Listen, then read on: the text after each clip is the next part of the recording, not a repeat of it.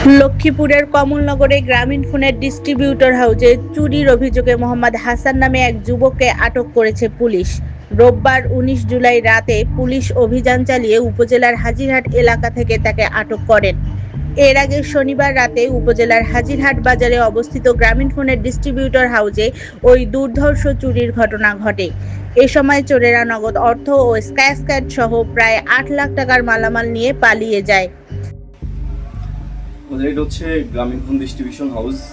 গত পরশু রাত্রে আনুমানিক 12টার পরে আমাদের এই হাউসে হচ্ছে দুর্বৃত্তরা আপনার যে এখানে শিক্ষিরে আপনার ঢুকে হচ্ছে আমাদের পত্রগুলো হচ্ছে ঢুকে হচ্ছে আমাদের অফিসের প্রায় অনেক মালামাল নিয়ে গেছে।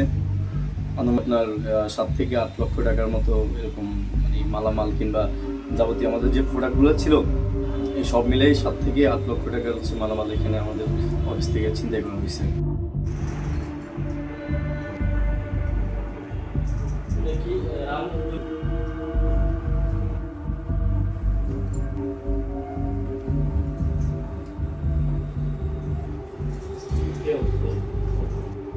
আমি গ্রামীণ ফোনের পথরাজ ডিস্ট্রিবিউশন মালিক।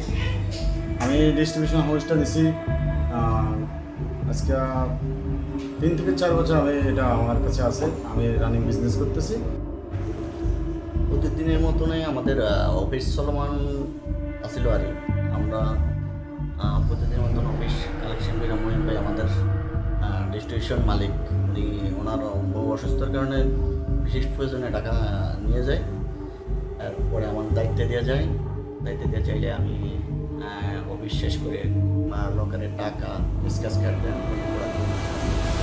রেখে দিই। সকালে এসে দেখি আমি অফিস আর পিছনের সাইডটা গাছ জ্বালানোর গ্রিল কেটে ঢুকে আমাদের অফিসের স্টিলের আলমারি আছে, আলমারি ভেঙে গ্রামীণ ফোনের প্রোডাক্ট বিভিন্ন কার্ড এবং মালামাল যেগুলো আছে নগদ ক্যাশ টাকা সব প্রায় 8 লাখ টাকার মতন দুর্বৃত্তরা নিয়ে